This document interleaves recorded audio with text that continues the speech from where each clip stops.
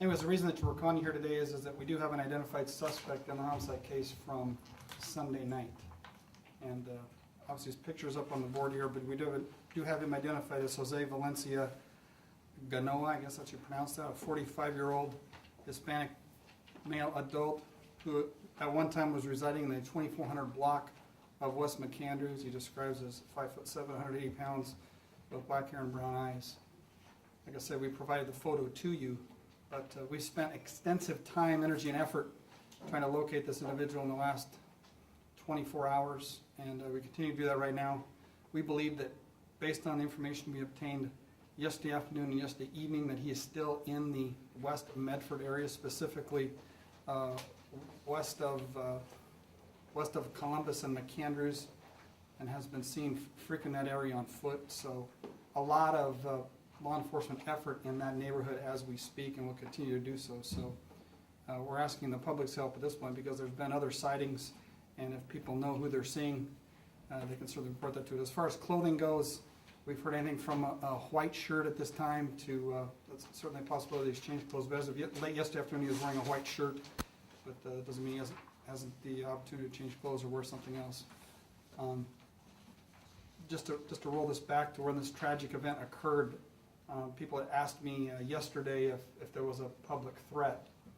There's always a public threat when we have a murder suspect out there, but I don't believe that the subject would be directing his violence towards any particular individual this time. This was a situation where these people knew each other. This was a targeted attack.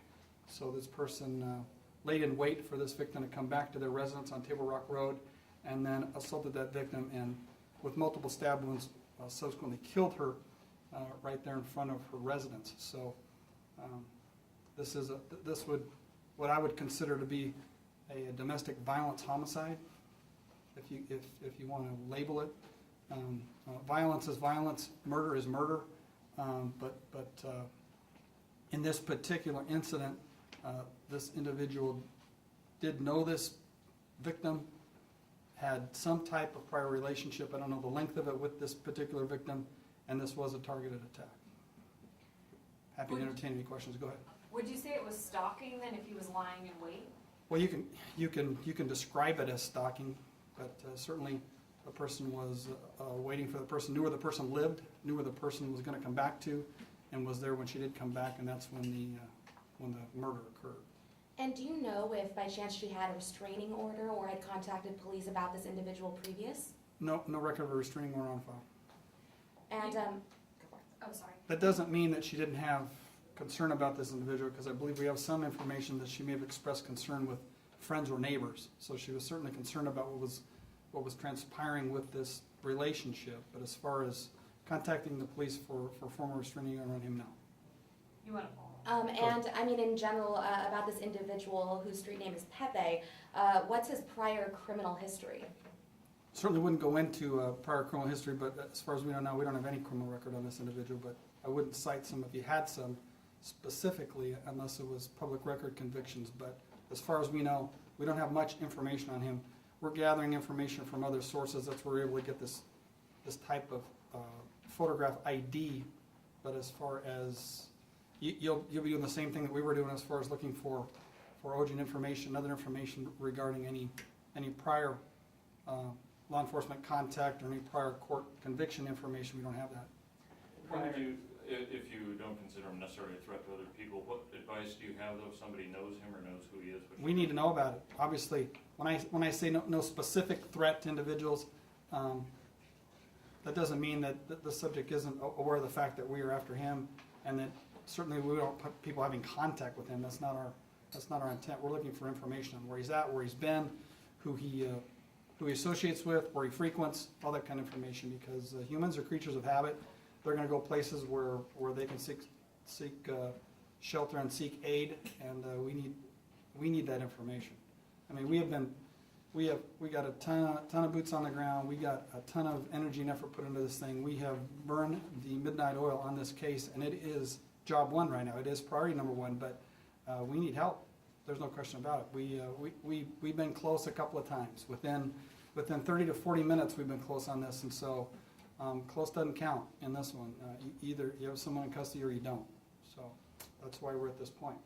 There's some things that have happened in the last 12 to 24 hours that allow us to do this too, because in this type of investigation, there's a temporary warrant for murder in the system for this individual right now. So, and that'll proceed through the district attorney's office and move forward for a more formal charging. But he is wanted for murder. We will arrest him, and we're looking for the public's help in this. And like I said, in the last 12 to 24 hours, there's been some dynamics in this case that allowed us to do this, because obviously we've got to get some witness information. We've got to have some photographic ID. We have to do some investigative things that can get tainted if we put this out there too early. So there's some tactics involved in this. This is about as, we put this out here a little bit ago, so you got a little bit earlier than this actual news conference here, but that's about as early as you can do it without taking witness identifications and other things that you have to do in these kind of cases. Go ahead. What have the locations been that you've been close a couple of times? I mean, where have the places Several, but they're all in the west of Columbus, out in the west of McAndrews, out in the western edges of the city limits of Medford. And how do you know you've been close? Based on what witnesses have told us and based on what other sightings have been, that we've been close. So, like I said, close don't count, and you either got them or you don't. Whether or not those were accurate sightings or not, I mean, there's some information that's better than others. I'm not talking about people that just saw someone with a blue shirt or a white shirt that kind of looks similar. We're talking to people that may know this individual because he has lived in this area for 4 or 5 years. Does he have any vehicles registered to him, anything like that? He does not. He doesn't have a vehicle that he operates or that he owns. It doesn't mean he hasn't been a passenger in a vehicle. But as far as the vehicle, if we had vehicle information, we'd put that out. If we had vehicle information he was driving, that would have been easier for us, because you can't hide a car. Not too terribly easy. Have you found any employment history on him at all? Any places he might have worked at one time? We have some information on where he's working, but those locations have been contacted, and that's been chased out. And this is kind of a follow-up question from yesterday when I was on scene. All the crime scene tape had been cleared off from where the incident actually occurred, but in the back there was still a bunch of crime scene tape. What was going on there? Why was the crime scene tape still up? Was that where he dropped a knife, or? There are, in that situation when that thing happened on Sunday night, you're always better to expand what you consider to be the possible crime scene, because obviously there's an escape route, there's a method in which that person left the area, so there could have been evidence dropped, there could have been footprints, there could have been all sorts of stuff. And again, you're basing on what witnesses are telling you at the scene, so it wasn't all firmed up at the time, so we stretched a bunch of tape out because we were looking for other locations. And again, you're looking for the weapon that might have been used, you're looking for anything that might have been discarded, you're looking for tracks, you're looking for direction of travel. There are a lot of stuff out there, so that did get extended out back behind that parking lot, back behind there. And speaking of which, did you ever find the weapon that was used? The weapon has been recovered. And it's ruled that was the weapon used? We believe we have the knife that was used in this case. And description-wise, I mean, I'm sure we've all kind of spoken to witnesses and neighbors and stuff. You know, what does that knife look like? Is it a large butcher knife? Or? I'm not going to go into what kind of knife it is or the description of it, because we got it what we believe is a knife and it's not in his possession. So it's really, now we're getting into nuts and bolts of a case that we're going to end up presenting in a court. So it really doesn't matter. We have what we believe is the knife that was used in this case. If that turns out not to be, then we're not done looking. But we believe that we have it, and whether or not it's a big knife, small knife, thin knife, thick knife, it was a knife that was used to kill someone. From what I understand, one of the locations, I believe on West McAndrews, has been visited multiple times in the investigation. How many times has it been visited? And if so, is it because you guys have been close, is it what you mentioned earlier? As far as the location on West McAndrews? Yes, I believe it was this. We've been in the 2400 block of West McAndrews on at least 2 occasions, maybe 3, and we probably still have folks out there in that vicinity right now. So it's an area that the person frequented, and we've had cooperation from folks that live in that neighborhood that are helping us, giving us information. So where that person's, where our suspect's laying his head right now is what we're after. Where he is crashing for the night, where he's, lots of things. Whether he stopped for something to eat, something to drink, using the restroom, all sorts of situations, to change their clothes. Who knows? Coming up on 48 hours since the incident occurred, does time start to play a factor at all? Absolutely, because we're thinking catch right now. We're thinking capture. That is our primary goal, is to think catch here. And when you're thinking catch, it starts to span out on you because of of distance. We're trying to catch it before it moves too far. And again, we're hoping that he hasn't had assistance. And again, putting us out here that people are going to know, because people are going to know if they're going to transport this subject or try and move this subject, that they could be subject to, if they're doing it intentionally, they could be subject to criminal charges as well. So that's kind of a byproduct of us putting this out here then, is if this person is desperate for a ride or for funds or for clothing or whatever, changes appearance, whatever assistance this subject is asking for, it's for the wrong intention, that's for sure, and you got to know that. And we're right on I-5, there's a bus station, there's an airport. Are there things that you're doing to let other police agencies know along the corridor or anything We've been like doing that? that all along. Any method of transportation, any opportunity that subject's going to have to try and escape the area, we've been doing that. We've been doing that constantly, and we'll continue to do that. But there's a lot of people out there. There's a lot of folks. The subject has been in the area for 4 or 5 years. I'm sure he has enough connections with folks that there's an opportunity for him, and that's what we're trying to stem that opportunity right now.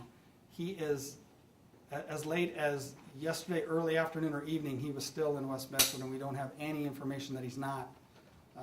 If that was developed, then obviously we would be putting our efforts someplace else, but it's not going to be a mystery to you folks. If you're out there in the West McAndrews, Lozier Lane, West Main area of Medford out there, you're going to see a large law enforcement, specifically MPD presence out there, because that's where we're concentrating our efforts on, and that's where we believe that he's at this time. Based on your conversations with neighbors and everything, how often had this guy been around at the complex? I mean, was he a frequenter there? Was he there a lot? You talking about the Table Rock Road area? Yeah. Yeah. I can just tell you that these two individuals had some type of relationship. Obviously, he had been there before. He knew the address. He'd actually had some conversations with folks there, so he was not a stranger to that location. I don't know how long, I don't know how many times. We're getting into the weeds on it now as far as statements that we're going to get from other people. Is there anything that points to drugs or gang activity involved in this? No. Witnesses said that they described a altercation and then it got physical. Can you describe what were some of the details that they gave police about what they saw? We're not going to go into witness statements and details. Again, that's stuff that's going to be presented downstream. I know that media folks have talked to those people, and obviously they're going to make statements to you folks if they so choose, but there was no question about it that he was lying in wait. He attacked this victim in a brutal and savage attack, both physically and with a knife, stabbed her multiple times, which resulted in her death. There was a witness at the scene that popped out that heard the commotion, and there may have been, and again, I don't know all the statements, there may have been some movement towards that individual as well, or a threat towards that individual, and then as they retreated from what I heard, to get something to defend themselves, he fled. Do you have any idea how many times he stabbed her? Is that coming back with autopsy? We don't have an results? autopsy result yet, so I can't get When will specific that on be it. in? There's an autopsy today. Okay. This afternoon, we'll find out how much we're going to release, but it's probably going to be manner and cause. It's probably not going to get into much detail. I can just tell her that she suffered multiple stab wounds and she expired at the scene. We actually had a Medford police officer, one of the first arrivals, that actually assisted in CPR on that victim. So that's how fast we arrived on that scene. Is there anything else you'd like to add? He's out there, and we gotta think catch until we catch.